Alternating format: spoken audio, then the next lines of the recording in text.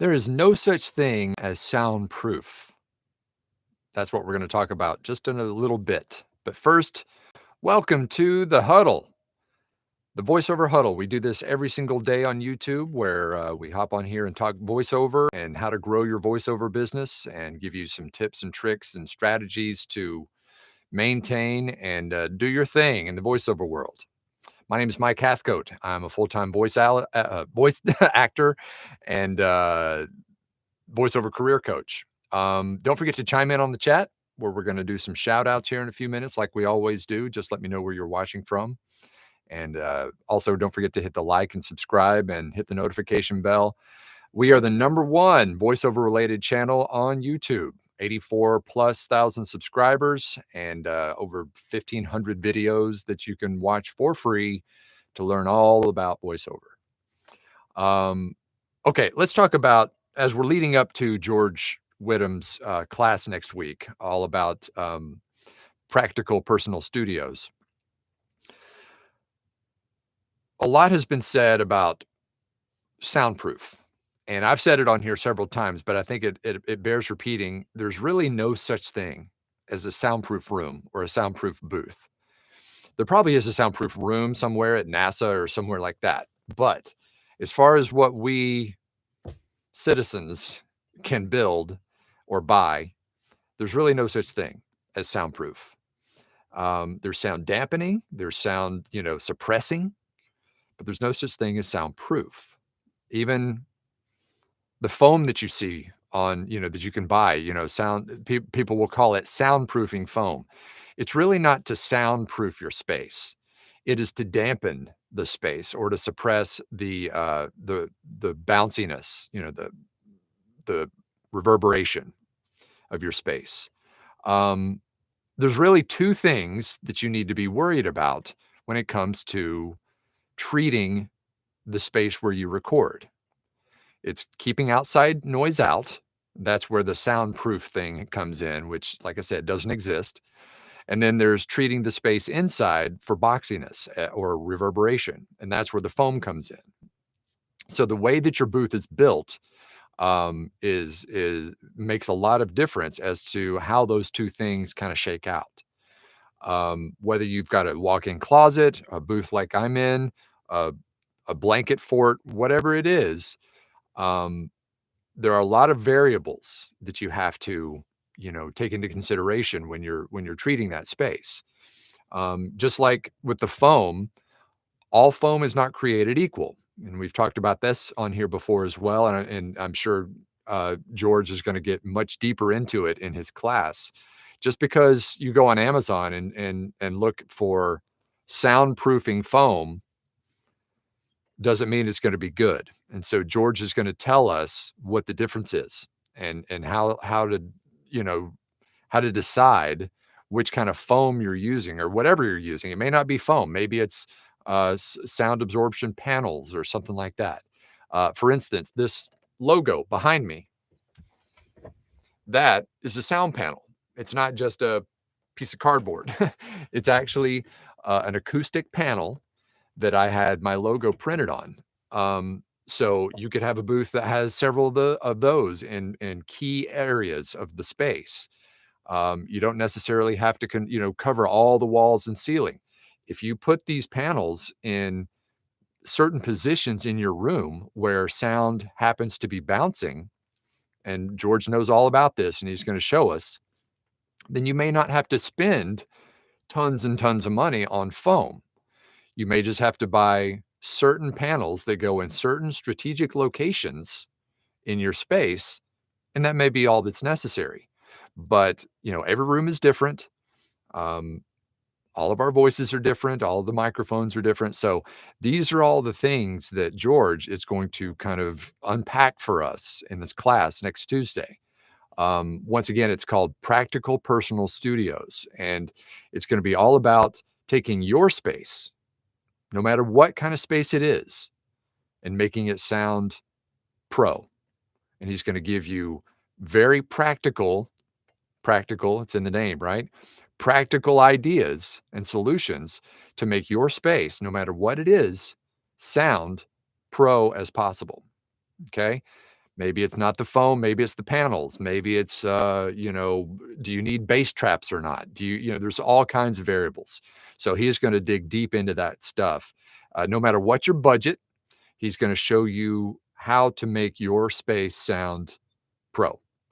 So if you wanna learn more about that, there's a whole bunch more information in the description below if you wanna check that out and read more about it and then sign up. And remember, we are gonna give a free seat to that, either the day before, maybe the day of. I think it's probably better for me to do it on the day of.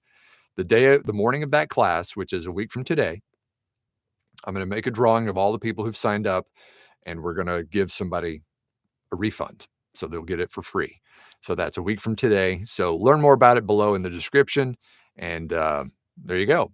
I hope to see you then. Let's see who's in today. Jason Kirkover, good morning from Kearney, Nebraska. And there's Grady from Ithaca, New York. Grady is in our TV affiliate boot camp. Actually, that's tonight. We're going to be doing our next session for the TV affiliate boot camp tonight at 5. And there's Sean, who's also in the boot camp. Good morning from Longview. And there's Becky from Albion, Michigan. Hey, Mark from Montreal. Good morning to you. And there's Wayne from Port Orchard. And Timothy from Altoona, and Celette from Newark, Delaware. Hey, hey to you as well.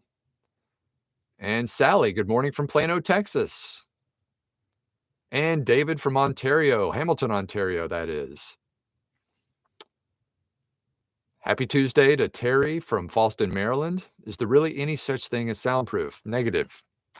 That is not possible. Like I said, there may be something in some super high-tech NASA. I actually have heard that the most soundproof room, or the quietest room, let's put it that way, the quietest room in the world, you can actually hear your blood pumping, which is crazy. And they also say that you can't stay in there for more than just a minute or two, or else you just go crazy because there's just no sound and it's just too quiet and you have to just get out. It's just too much for the nervous system. So those kind of places exist. But as far as we're concerned, no such thing. JJ says, beautiful day in Minnesota. Warm hellos to all. And there's Lynette. Happy Tuesday from Sparks, Nevada. And Lynette is also in our TV affiliate boot camp. So I'll see you later tonight. And there's Charlie from Sparta, Wisconsin. There's Cool Keith, ready to put in the work. Well, that's what it takes. It takes a lot of work. And Edward from Jacksonville, Florida. Good morning or afternoon to you. And there's Kirk from Greenville, South Carolina. And Ralph, also in the TV affiliate boot camp. Good to see you this morning. And there's Nancy in Yankton, South Dakota.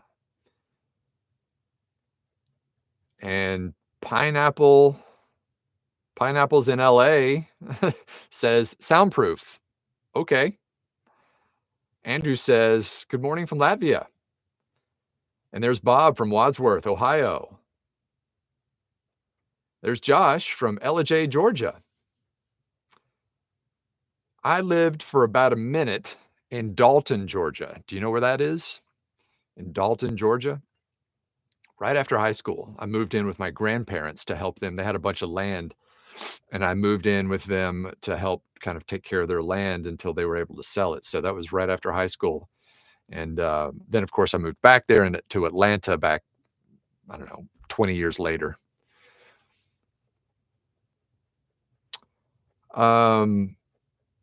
JJ says, I re-listened to your video production class, Mike. Wonderful info. And you also taught how to deal with tech issues when 4K app wouldn't properly load the YouTube links. Great class, great teacher. Well, thank you so much, JJ. I appreciate it. Yeah, there is in the VoiceOver Blueprint, there's a module on how to do a video demo, how to take your audio demo and put footage to it so that it actually looks and smells and tastes like the real thing.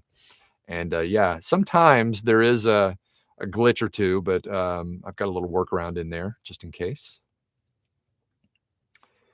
Theo says, good morning from the kitchen table in lovely Palos Hills, Illinois. And there's Tracy from Rochester, Minnesota. I have to watch reflection from my displays. Yep, that's not as big of an issue. And this is something also that if you'd like to ask George this in the class, you can. I mean, I have 2 huge 27-inch monitors right in front of me. One on this side that I'm looking at for the chat, one on this side that I usually just keep as my email so that I can constantly have everything up. And so I haven't really noticed much any reflection or any problems with reflection. I'm sure there is some because any flat, hard surface is going to reflect something, but I don't think it's actually, you know, inhibiting my audio. Once again, I had an engineer give me the best possible stack for it, so it shouldn't be an issue as long as you do have someone who has created the right, effects for you. Ron says hello from Grand Haven, Michigan, and there's John from Denver. Theo says, I had a tour of the Shure headquarters near here in Chicago to get experience their soundproof rooms. Totally weird. I could only stand it for a couple minutes. Yeah, that's what I was saying earlier. It's weird to be in a place that quiet. We're just not used to that. And the nervous system says, get me out of here. And there's Joy from Southfield, Michigan. And Alex from Utah. Good morning to you. Josh says 20 minutes from the house. I don't know what that's referring to, but cool. There's Steven in Hotlanta. Quesadilla Slam says, I stream weekly at night in character. I just don't want trouble with my neighbors. Therefore, soundproofing seems interesting, but I have no idea the sound is capable of being eliminated. Okay, I'm not really sure if there's a question in there. And I'm not sure when you say I stream weekly at night. I don't know what that means either. I don't know if do you mean you're watching videos? Anyway, I'm not really picking up what you're putting down there. Sorry. Oh, Josh. Okay, he was saying Dalton, Georgia is 20 minutes from the house. Okay, got it. Yeah, that's pretty close there. Ralph says, what monitors do you have? Is it curved or flat? Just a personal preference. Yeah, these are the LG superfine or ultrafine 4K fancy schmancy fancy schmancy monitors that are best used for Macs because they give the closest representation to the actual Mac displays. So they're ultra high def 4K displays or whatever, and super high resolution. So I've got two of those. I have a backup one in my closet across the room over there. So that's what I have in here. They're not curved, they're flat, but I have two of them and they're butted up against each other here side by side. And then I have my camera right splitting the difference. It's literally taped half on one and half on the other. So it's right in the center. That's how my setup is here. Happy and Joyful from Florida. Hello to you.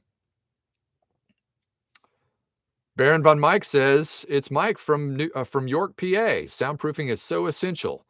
Well, soundproofing is, but there's no such thing as soundproof. So that's kind of what we're talking about today. Yeah, you want to make it as soundproof as you can, but there's no real such thing as soundproof. You can do all the things. If you're in a walk-in closet, I'll tell you what I did to help. I put a whole nother layer of drywall as separation between me and the world. So I had the original drywall in the closet. Once I took all the shelving out, I put in some furring strips and some carpet padding, that carpet padding in there. I put that in between the furring strips, and then I put another layer of drywall. Then I put on my sound foam on top of that. I put another layer of carpet on the floor. I bought a solid core door instead of a hollow door, which most houses these days have hollow doors. So I bought a solid core door for that room or for that closet, just to make sure that I had as much separation between me and everything else as far as outside sound. And it worked pretty well for years. I mean, I was in that closet for years before I bought this booth. The downside was that I had to record with the door shut. And of course, with no ventilation in there in Arizona, it got pretty hot. in the summertime in there. And so I would record with the door shut. And then as soon as I was done recording and started my edit, I would open the door, let some air in. So I did that for years before finally pulling the trigger on one of these. Wayne says, can you describe real quick for everyone the difference between soundproof from the outside and acoustic treatment from the inside? Well, I kind of just did. I didn't see your question, but it kind of works. As many layers of separation that you have between yourself and the outside noise, or your microphone really, and the outside noise. Extra drywall, whatever you got, to put layers between yourself and the outside world. Air gaps as well. If there's air that can get in, then sound can get in. So I'm not saying you should make it completely airtight because then you would die. We don't want that. So, take caulk and put it in the corners. If you see any air or any light coming in, that means that sound can come in. So all of those things to separate yourself from that outside noise. Now, when it comes to inside, then it's just about soft materials, foam, acoustic pads, those kinds of things to absorb the sound inside the booth, not keeping the sound out, but it's absorbing what sound is happening inside the booth, because you don't really care unless you've got your music in here rocking. You don't care what people outside the booth can hear of you, right? That doesn't matter. You just want to keep everything outside, dogs, traffic, planes, family members, whatever. You want to keep their sounds out of the booth. Hope that makes sense. Andrew says, does 2 monitors improve your productivity? Yes, it does. I think it does, because we live and die by email in this business. And so I want to always make sure that my email is right here, that I know as soon as an email hits my inbox, whether it's an audition opportunity or a job that comes in or whatever, I want to make sure that no matter what, even if I'm in the middle of an edit, I know that, boom, I can stop what I'm doing and reply, because I pride myself on being very responsive to all my clients or potential clients. And so, yes, I think it does make me much more productive. I've got my work side over here and my email side over here. Every now and then, if I need to do some comparisons, I'll move some stuff over here so I can, but yeah, I think it does. King Carell says, is it true having 4-inch panels directly in front of you with 2 inches for the rest of the space is better, or should just 4 inches everywhere? Once again, that's a question for George. I'm not an engineer, but that is definitely a good question for him. So I'm sorry, I can't answer that. I don't know. Barron says, I'm currently in my closet. Well, we all got to start somewhere, and that's where I was for years and years and years. It's now turned back into a real closet, but for years it was a studio. Not everybody is as lucky as that. Not everybody has a walk-in closet that you can change. I know people who actually started in their actual closet where their clothing is, you know, um, because all those clothes hanging down. Have you ever noticed that when you go into your closet, the sound changes because of all the clothing? That's all natural sound dampening. So there's people who will just get into their closet, set up a little workspace in there, close the door behind them, and just, turn on the light and just work in their actual clothing closet. Totally happens. And remember, doesn't have to look good. It just has to sound good.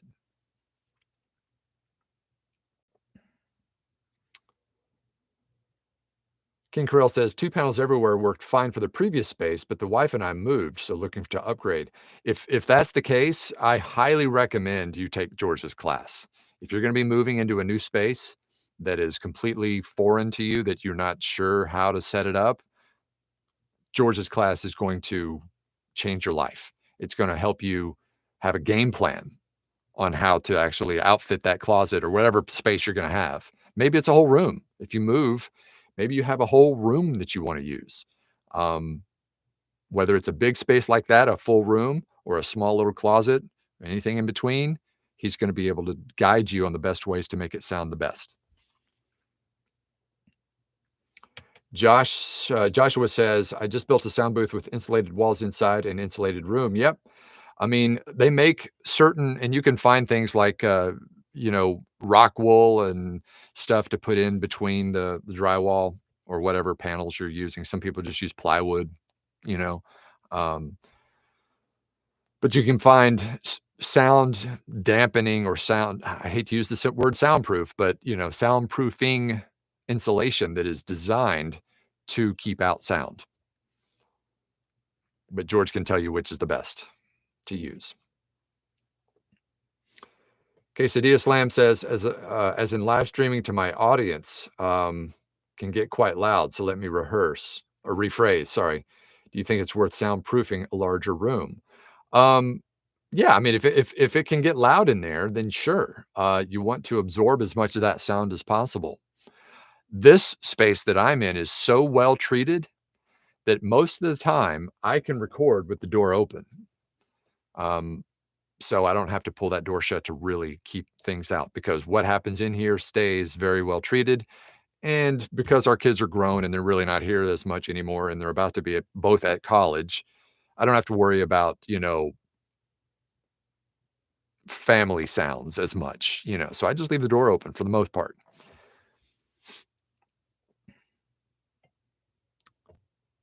JJ says, you're amazing at getting back to us. Thanks. This is because I'm sitting here the whole day, every day. I mean, I'm right here. And so anybody emails me, boom, I can see it. And yeah. Oh, Happy and Joyful says, I'm dealing with permanent lung damage from COVID. Are your materials non-toxic? You always do such a great job. Your channel is one of the highlights of my week. Thank you very much for that. That's so nice. Um, I would think that they are. Now, I will say this, if you are putting up panels, avoid using that spray adhesive. That stuff gets everywhere and it stinks and it takes forever for the smell to go away, and it is definitely not safe. I made the mistake of using that when I tried to do my closet, and it just, even if you're just spraying right on the foam, it definitely gets in the air and it'll settle on things. I had residue that I could not get off on my keyboard, my mouse, all kinds of stuff because of that those fumes just eventually settle and it just gets everywhere. So avoid that. Use something like command strips or double-sided tape or something like that. There's Alan from Philly. Wayne says, I have rock wool, safe and sound. It's different than rock wool insulation for temperature control. Yeah. Some insulation is for temperature control, others is for sound, some for both. But yeah, the rock wool is the stuff for sound.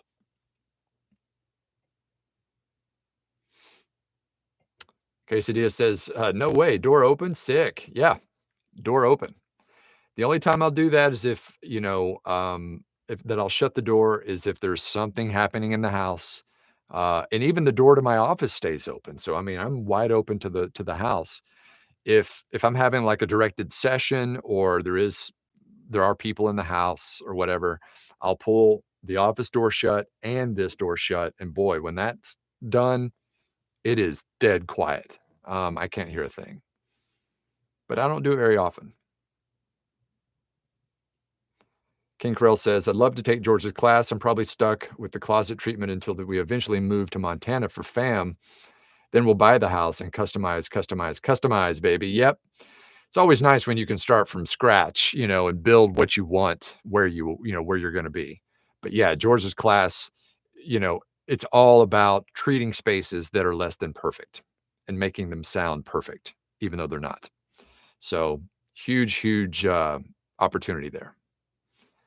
JJ says, just signed up for George's class. Can't wait. Yep. And once again, I mentioned this yesterday. He's just really good at breaking things down and explaining things. He's just and he's fun to listen to. So anyway, hope you're all there. It's going to be an amazing class as usual. We try to make sure that all these monthly expert training sessions are top quality. We bring in only the best experts to teach these. And so, yeah, it's going to be great. And as I mentioned also, he is also the one who is doing all the specialized effects racks for the TV affiliate boot camp. In fact, he's right in the middle of meeting with all the students and getting their sounds dialed in for their demos, which are going to be coming up here in a couple weeks. Okay, everybody. Well, this went a little further than I thought it was going to be today. So this sound, this sound stuff it's a moving target for a lot of people. It's, a lot of people are unsure of what to do in whatever space you're in. A lot of times people will send me samples, when they want me to listen to a DIY demo or whatever. And as soon as I hit play, I'm like, whoa, that's, I don't care how good your performance is. If your audio quality is off, if it sounds like you're in a hole, if there's a lot of reverb, if, any of that kind of stuff is happening, wrap it up. It's just not going to work. Remember, sound quality is one of the three legs of the three-legged stool. If you don't have your sound quality, game over. So George is going to solve all that for us. All right. Once again, I'm out. I'll see you back here tomorrow for Hump Day. And until then, break a lip.